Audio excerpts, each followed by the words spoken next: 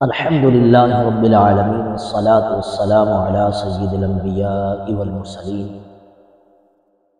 حاضرین محترم، اللہ رب العزت کے فضل و کرم، اس کی توفیق و احسان اور اس کے پیارے محبوب علیہ تحیت و ثنا کی نعلین پاک کے تصدق میں سورہ طور کی آیت نمبر 21 سے لے کر 28 تک کا مطالعہ کریں گے۔ بارگاہ رب العزت میں اس التجا کے ساتھ، اے خالق کائنات، اپنے محبوب صلی اللہ علیہ وآلہ وسلم کے تصدق میں قرآن مجید فرقان حمید کے فیض سے ہمیں فیضیاب ہونے کی توفیق نصیب فرما۔ اعوذ باللہ من الشیطان الرجیم، بسم اللہ الرحمن الرحیم۔ والذین آمنوا واتبعتهم ذریتهم بإیمان، والذین وہ لوگ آمنوا جو ایمان لائے، واتبعتهم پیروی کی ان کی، ذریتهم ان کی اولاد نے، بإیمان ایمان کے ساتھ۔ جو لوگ ایمان والے ہیں ان لوگوں کی اولاد نے اگر ایمان کے ساتھ ان کی پیروی کی تو پھر فرمایا الحقنا بہم ذریتہم، الحقنا ہم ملا دیں گے، بہم ان کے ساتھ، ذریتہم ان کی اولاد، الحقنا بہم ذریتہم وما التناہم اور ہم کمی نہیں کریں گے، من عملہم ان کے عملوں میں، ان کے اعمال میں بھی کمی نہیں ہوگی، من شیئن کچھ بھی، کل امرئ منہم، کل امرئ ہر شخص، بما کسب رہین، بما کسب جو کچھ اس نے کمایا، رہین رہن میں ہے، قید میں ہے، گروی ہے۔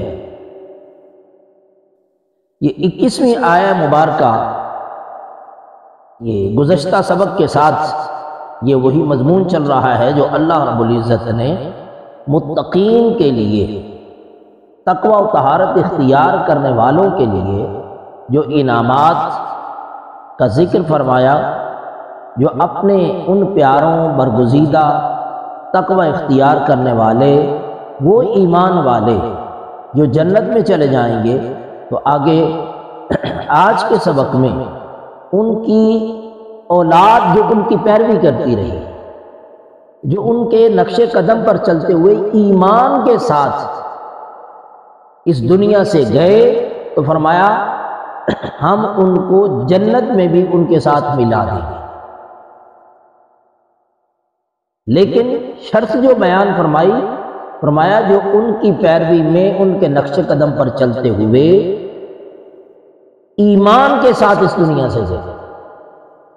اب یہاں پہ ایک مغالطہ کا ازالہ بھی ہو رہا ہے، غلطی کا ازالہ بھی کیا جا رہا ہے، جو عام طور پر ہمارے بعض حضرات میں، بعض لوگوں میں یہ مغالطہ پایا جاتا ہے، ایک غلطی پائی جاتی ہے۔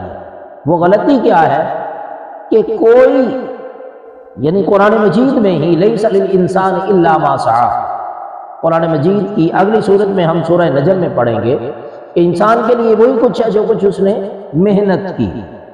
کوئی کسی بزرگوں کی اولاد کا ہونا، بزرگوں کے ساتھ نسبت کا ہونا کوئی فائدہ نہیں دے گا، جبکہ یہ قرآن مجید کی بقیہ آیات مبارکہ، قرآن کے باقی مضامین جو مختلف مقامات پر آئے ہیں ان کی نفی کرتی ہے۔ تو گویا اس کا معنی یہ ہوا کہ ہم نے قرآن سے تفسیر ایسی لی ہے، ایک آیت اس کے پیچھے اور اس کے آگے جو سیاق و سباق سے ہٹ کر بعض لوگوں نے یہ اس سے تفسیر، یہ مراد یہ لے لیا کہ انسان کو کوئی کسی کا کوئی تعلق، کوئی نسبت، کوئی رشتہ، کوئی ناطہ کوئی فائدہ نہیں دے گا۔ اور کوٹ کرتے ہیں حضرت سیدنا امام الانبیاء صلی اللہ علیہ وآلہ وسلم کا وہ فرمان جو حضرت سیدہ طیبہ طاہرہ حضرت فاطمہ الزہرا رضی اللہ تعالی عنہا کو آپ نے فرمایا تھا کہ بیٹی اپنے اعمال کو درست رکھنا، یہ نہ سمجھنا کہ میں محمد کی بیٹی ہوں، مفہوم اس کا یہ ہے یعنی اعمال کی ترغیب کے لیے آقا علیہ الصلوۃ والسلام نے حضرت سیدہ کائنات سلام اللہ علیہا کو فرمایا، لیکن اس کا معنی قطعاً یہ نہیں ہے کہ ان کی نسبت اولاد، نسبت ذریت ان کو کوئی فائدہ نہیں دے گی۔ یہ انتہائی غلط فہمی ہے بعض لوگوں کے ذہن میں۔ اس کی ایک دو دلیلیں ہم قرآن مجید سے لیتے ہیں۔ قرآن نے کہا الاخلاء یومئذ بعضهم لبعض عدو الا المتقین، 25ویں بارے میں ہم پڑھ کے آئے ہیں۔ قیامت کے دن سب دوستیاں، سب تعلق و ناطے، جو محبتیں ہوں گی، دوستیاں ہوں گی، الاخلاء سارے کے سارے خلیل، جگری یار جو ہوں گے، وہ فرمایا کہ قیامت کے دن دشمن ہو جائیں گے۔ دوستیاں دشمنی میں بدل جائیں گی، دوستیاں دشمنی میں بدل جائیں گی۔ لیکن قرآن نے اگلے لفظ ایک ہی آیت میں جو فرما دیے، وہ پہلی چیز کا ازالہ کر دی، نفی کر دی۔ فرمایا کہ الا المتقین بعضهم لبعض عدو الا المتقین، ایک دوسرے کے دشمن ہو جائیں گے لیکن سوائے متقین کے۔ متقین کا تقوی، ایمان، عمل صالح رکھنے والے ایک دوسرے کو نفع پہنچائیں گے، ایک دوسرے کے دشمن نہیں ہوں گے۔ اس قرآن مجید کی آیت میں بھی جو ذریتہم بایمان، ایمان کی شرط جو بیان کر دی گئی، ایمان کی پابندی لگا دی گئی، تو اس کا معنی یہ ہے کہ وہ اولاد اگرچہ اعمال کے معاملے میں اپنے والدین کے برابر نہیں۔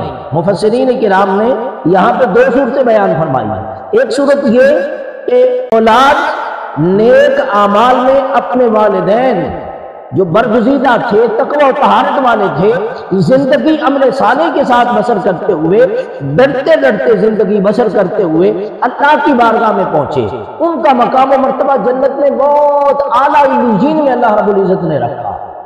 لیکن اولاد اعمال کے معاملے میں کمزور تھی، تو اللہ رب العزت ان کے اعمال کی کمزوری کے باوجود اپنے ان متقی بندوں کی دلجوئی کے لیے، ان کی حوصلہ افزائی کے لیے، ان کی قدردانی کے لیے، ان سے محبت کا اللہ رب العزت جو ایک معاملہ فرما رہا ہے جنت میں جا کے، اللہ رب العزت اس وجہ سے اپنے ان نیک بندوں کی وجہ سے ان کے انعام کے طور پر ان کی اولاد جو نچلے درجے میں ہوگی، ان کو اٹھا کے اللہ رب العزت ان کے ساتھ ملا دے گی تاکہ ان کی آنکھیں ٹھنڈی ہو سکے۔ چونکہ اولاد کا معاملہ، اولاد کے ساتھ جو رشتہ اور محبت والدین کو ہوتی ہے، یہ ایک فطرتی چیز ہے، دنیا کے اندر بھی اور آخرت میں بھی، قیامت میں بھی۔ لیکن شرط کیا ہے؟ وہ ایمان کے ساتھ اس دنیا سے گئے ہوں، عمل صالح اس درجے کا نہ ہو، لیکن عمل صالح ہو ضرور، وہ جنت میں چلے جائیں۔ جنت میں جب چلے جائیں گے تو اللہ رب العزت ان کو اوپر والا درجہ والدین کے ساتھ عطا فرما کے ان کو ملا دے۔ مفسرین کرام نے اس کی دوسری جو توجیہ بیان فرمائی، اس کا دوسرا پہلو یہ ہے کہ اگر اولاد میں کوئی اپنے علم، عمل، اللہ رب العزت کی بارگاہ بے کس پناہ میں تقوی و طہارت کی وجہ سے، عمل صالح کی وجہ سے، اللہ کے انعام کی وجہ سے، اللہ کی محبت کی وجہ سے جو اولاد اعلیٰ درجے میں پہنچ جائے گی اور ان کے والدین کمزور عمل کی وجہ سے نچلے درجے میں ہو گئے، تو ان کے نچلے درجے کے ہونے کے باوجود بھی اللہ رب العزت ان کو اوپر والا درجہ اولاد کے ساتھ ملانے کے لیے، اولاد کی قدردانی کے لیے اللہ رب العزت ان کو درجہ اعلیٰ عطا فرما دے گی۔ تو یہ دونوں صورتیں یہاں پہ بیان فرمائیں، دونوں صورتیں یہاں پہ بیان فرمائیں، اور یہاں سے یہ معلوم ہوا یہ انعامات، یہ اکرام، یہ عزت افزائی اللہ رب العزت اپنے نیک بندوں کو عطا فرمائے گا۔ تو ہماری تفسیر میں، ہمارے سمجھنے میں، ہماری مراد لینے میں کمی ہو سکتی ہے۔ نہ احادیث مبارکہ ٹکراتی ہیں، نہ قرآن کی آیات ٹکراتی ہیں۔ بعض اوقات ہماری سمجھ میں ٹکراؤ ہو سکتا ہے۔ ہم میں سے جو لوگ بحث کی طرف جاتے ہیں تو وہ اپنی سمجھ کا ٹکراؤ قبول نہیں کرتے، اپنی سمجھ کا ٹکراؤ قبول نہیں کرتے، بلکہ قرآن اور حدیث میں آیات کا ٹکراؤ وہ قبول کر لیتے ہیں۔ اپنے علم کی کمی کو، علم کی کجی کو، اس کے ٹیڑھا پن کو، اس کی کمی کو قبول نہیں کرتے۔ تو یہ انتہائی جہالت کی علامت ہے، گمراہی کی علامت ہے کہ انسان اپنے علم کی کمی قبول کرنے کی بجائے، اس کے اعتراف کرنے کی بجائے قرآن کی آیات میں آپس میں ٹکراؤ پیدا کر دے اور خلق خدا میں ایک تشویش پیدا کر دے، اللہ اور اس کے رسول کے فرمان کے اندر تضاد پیدا کر دے۔ یہ تضاد انسان کو تباہی کی طرف لے کے جاتا ہے، نہ کہ وہ نور کی طرف، روشنی کی طرف، ہدایت کی طرف نہیں لے کے جاتا۔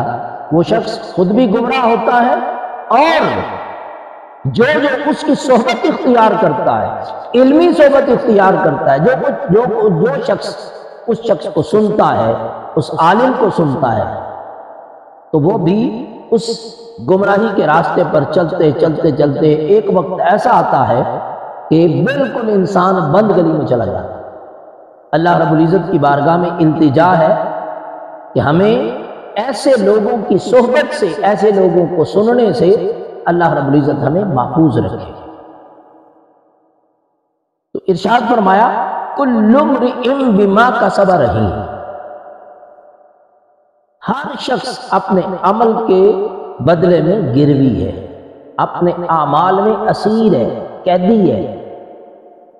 اور جو کچھ اللہ جل مجدہ نے اس سے پہلے ارشاد فرمایا کہ اولاد کو یا والدین کو اللہ رب العزت ملا دے گا، ان کو ملانے کا اللہ رب العزت جو سبب ہے وہ یہ نہیں کہ ان کے بڑے درجے والوں کے اعمال میں سے کچھ حصہ ان کو عطا کر دے۔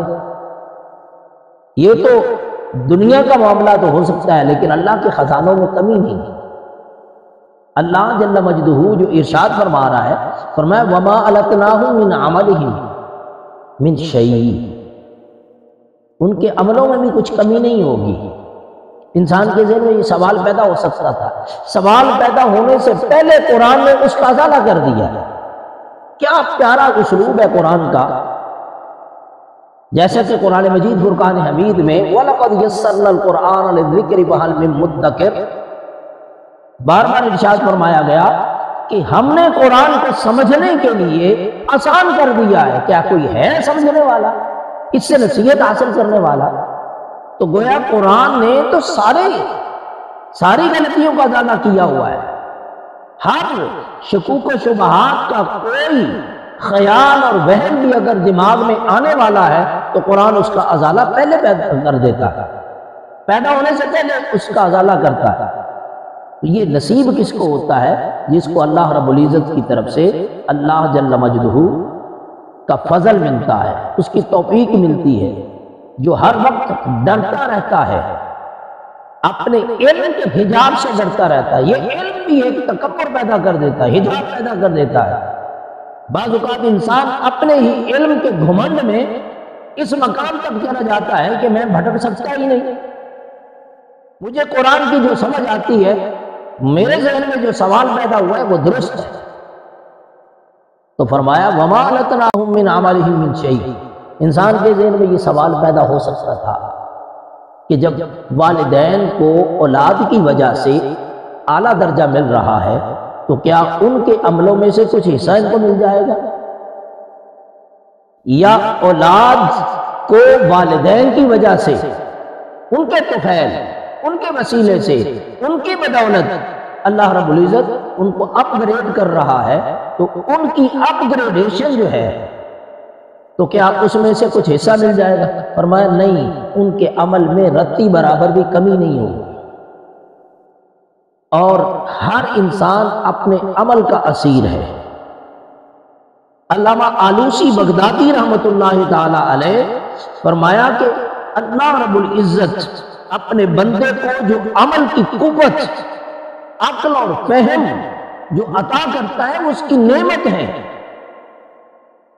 یہ بھی انسان کے دل میں خیال ہونا چاہیے کہ عمل کی بدولت اللہ رب العزت انسان کو جنت عطا کرے گا، لیکن یہ بھی انسان کے مومن کے دماغ میں، دل میں یہ بات ڈال دی گئی ہے کہ اپنے عمل پہ بھروسہ نہیں کرنا، عمل پہ گھمنڈ نہیں کرنا، عمل کرتے رہنا ہے۔ عمل صالح اللہ کی بارگاہ میں پیش کرنے کے بعد ابھی اسی سبق کے آخر میں انشاءاللہ العزیز ہم پڑھیں گے کہ قالوا انا كنا قبل في اهلنا مشفقين، ہم ڈرے سہمے رہتے تھے جب اپنے اہل و عیال میں دنیا کے اندر رہتے تھے تو ہم اس وقت ڈرے رہتے تھے۔ تو انسان ڈرا ہوا رہے، اللہ کی رحمت پر امید بھی رہے، اور اللہ کی بارگاہ بے کس پناہ سے اس کے رد ہو جانے کا، عمل صالح کا، عبادات کا، ریاضات کا، انسان کی سجدہ ریزیوں کا، اللہ کی بارگاہ بے کس پناہ سے رد ہو جانے کا ڈر اور خوف یہ بھی دل میں رہے، اور یہ قبولیت کی بار اللہ کی بارگاہ میں قبولیت کی استدعا کرتا رہے، التجا کرتا رہے اور دعا مانگتا رہے، اور ساتھ ساتھ امید رکھے کہ یہ ٹوٹے پھوٹے سجدے، یہ صدقہ و خیرات، یہ اللہ کی بارگاہ بے کس پناہ میں تسبیح و تعلیل، یہ جو کچھ بھی پیش کیا جا رہا ہے، اے مولا تیری بارگاہ میں پیش کرنے کے قابل تو نہیں، لیکن ہم تیری رحمت سے نا امید نہیں ہیں، ہم امید کرتے ہیں کہ تو ہمارے ان عملوں کو قبول فرما لے گے۔ تو یہ امید بین الرجاء والخوف، مومن کہتے ایمان کہتے ہی رجا، امید اور خوف کے درمیانی حالت کو ایمان کہتے ہیں، تو ایمان والے کی کیفیت یہی ہوا کرتی ہے۔ آگے ارشاد فرمایا وَأَمْدَدْنَاهُمْ بِفَاكِهَةٍ وَلَحْمٍ مِّمَّا يَشْتَهُونَ، اور ہم امددناہم، ہم دیتے رہیں گے، عطا کرتے رہیں گے۔ یہ مسلسل تسلسل کے ساتھ ارشاد فرمایا کہ ہم مسلسل دیتے رہیں گے بِفَاكِهَةٍ، ایسے پھل جو لطف اندوز ہونے کے لیے، جو انسان کے دل کو راضی کرنے کے لیے، دل کی خوشی کے لیے ایسے میوے دیں گے، اور گوشت جو وہ پسند کریں گے، ایسا گوشت دیں گے وہ پسند کریں گے۔ وَلَحْمِ طَيْرٍ مِّمَّا يَشْتَهُونَ، سورہ واقعہ میں ارشاد فرمایا وَلَحْمِ طَيْرٍ مِّمَّا يَشْتَهُونَ، پرندے کا گوشت جنتی پسند کریں گے، پرندوں کا گوشت دیا جائے گا۔ وہ کیسے پرندے ہوں گے؟ وہ جنت کے پرندے ہوں گے، جنت کا گوشت ہوگا، اس میں کوئی کسی قسم کی بے برکتی نہیں ہوگی، بدہضمی نہیں ہوگی۔ تو فرمایا وَلَحْمٍ مِّمَّا يَشْتَهُونَ، وہاں پہ وَلَحْمِ طَيْرٍ مِّمَّا يَشْتَهُونَ، یہاں پہ وَلَحْمٍ مِّمَّا يَشْتَهُونَ، جو وہ پسند کریں گے، جو خواہش دل میں پیدا کریں گے، وہی گوشت، وہی میوے ان کو عطا کریں گے۔ یتنازعون فیہا کأسن، یتنازعون فیہا، وہ اس کا ایک معنی تو چھینا جھپٹی ہے، اور دوسرا معنی یعنی باہم ایک دوسرے کو دے رہے ہوں گے، لے رہے ہوں گے۔ مفسرین کرام نے اس کا ایک معنی یہ بھی کیا ہے کہ سامنے آمنے سامنے بیٹھ کر، جیسے ہم عام ایک خوشگوار محبت کے دوست احباب کی جو محفل ہو، ہم کھانا پیش کرتے ہیں ایک دوسرے کو، وہ ہمیں پیش کر رہے ہوتے ہیں، ہم اس کو پیش کر رہے ہوتے ہیں، تو یہ ایک دوسرے کو یا تو جام سے جام ٹکرائیں گے، ایک دوسرے سے بعض اوقات خوشی کے ساتھ، محبت کے ساتھ ہم چھین رہے ہوتے ہیں، ایک دوسرے سے کھانے پینے کی چیز چھین رہے ہوتے ہیں۔ فیملی کے اندر بعض اوقات بندہ بیٹھا ہوا ایک ہی پلیٹ کے اندر اپنی اولاد سے، اپنے بیٹوں سے، اپنی بیٹیوں سے، اپنے خاندان سے، بیوی بچوں کے اندر بیٹھے ہوئے، اپنی فیملی کے اندر بیٹھے ہوئے، بعض اوقات یہ جس فیملی کو اللہ رب العزت نے خوشگواری کا موقع عطا کیا ہے، جو محبت کے ساتھ، شفقت کے ساتھ اپنے اہل و عیال میں زندگی بسر کرنے والا شخص ہوتا ہے، وہاں پہ ہم نے کئی مرتبہ ایسا موقع دیکھا ہے کہ ایک دوسرے سے محبت سے چھینا جھپٹی ہو رہی ہے۔ تو اس کا معنی یہ نہیں ہے کہ کوئی کسی قسم کا ایسا ماحول ہو جس میں کوئی رنجش ہو، کوئی لغویات ہو، بےہودگی ہو۔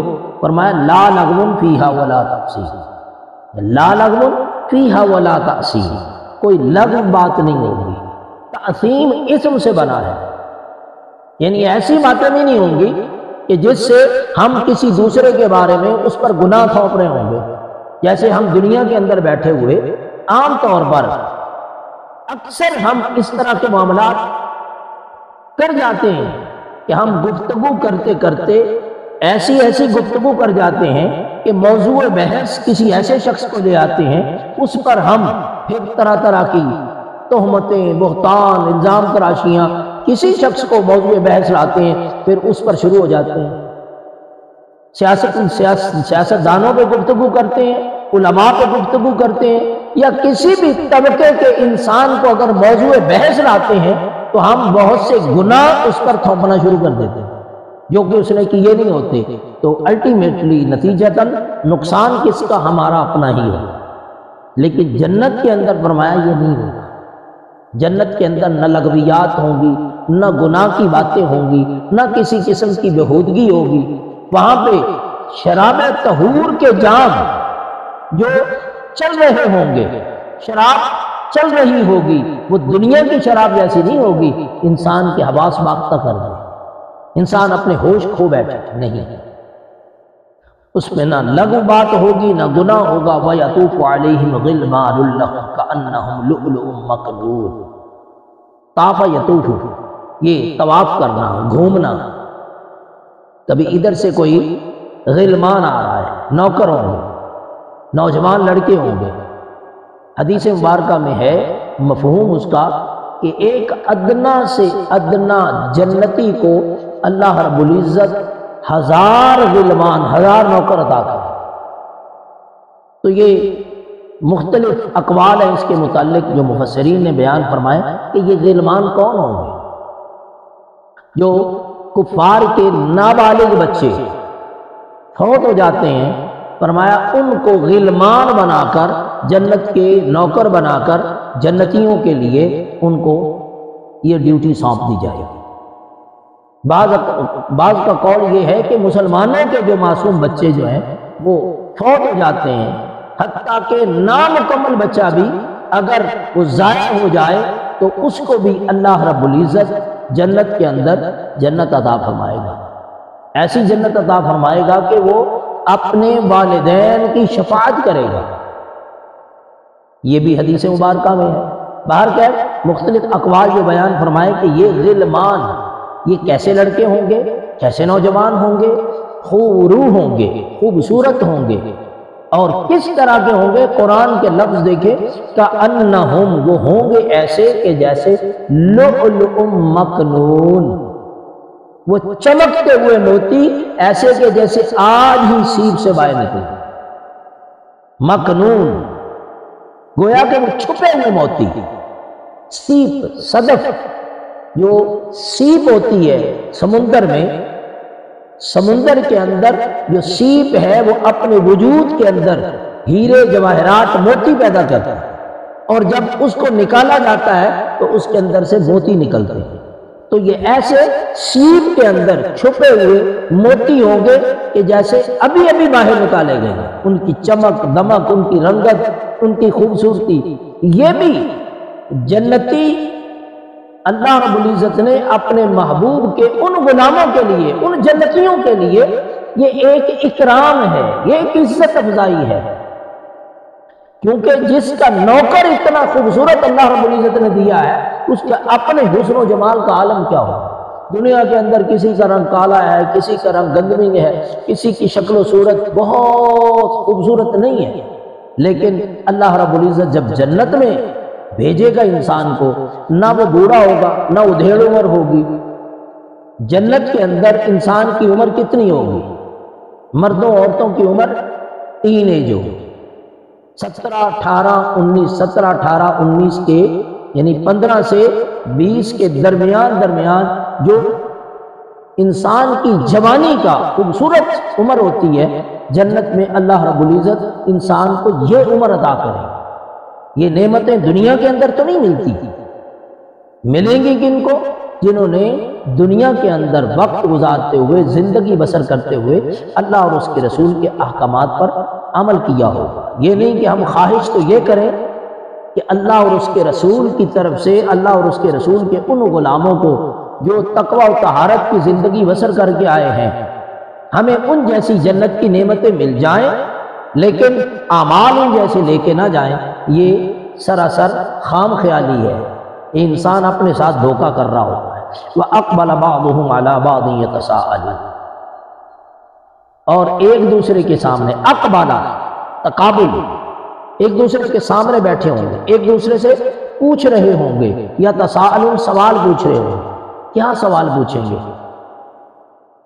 فرمایا کہ قالوا انا كنا قبل فی اہلنا مشفقین، ایک دوسرے سے پوچھ رہے ہوں گے کہ کیسے تم نے زندگی بسر کی، کیسے حالات، کس کس مراحل میں سے گزر کے آیا، کس کس مرحلے میں سے گزر کے آیا، کس کس پریشانی میں سے تم گزر کے یہاں تک پہنچے ہو۔ پھر ایک دوسرے کے ساتھ اپنی داستان شیئر کریں گے۔ یہ کیسا جنت کا ماحول بنایا گیا؟ اللہ رب العزت نے اپنے محبوب کے ان غلاموں کے لیے کیا کچھ عطا کر دیا؟ فرمایا وہ کہیں گے انا قالوا، وہ کہیں گے انا کنا قبل، ہم اس سے پہلے فی اہلنا مشفقین، اپنے اہل خانہ میں اپنے انجام کے بارے میں بڑے ہی افسردہ رہا کرتے تھے، سہمے رہتے تھے، ڈرے ہوئے رہتے تھے کہ ہمارا انجام کیا ہوگا۔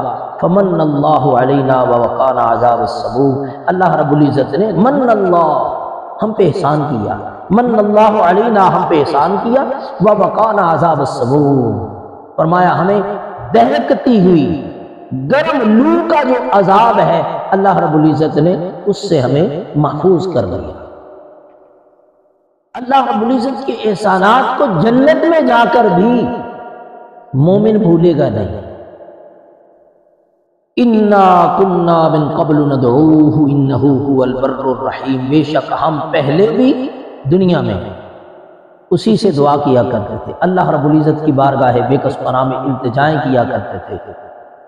انہ هو البر الرحیم، یقیناً وہ بہت احسان کرنے والا، ہمیشہ رحم فرمانے والا ہے۔ اللہ رب العزت کی بارگاہ بے کس پناہ میں التجا ہے۔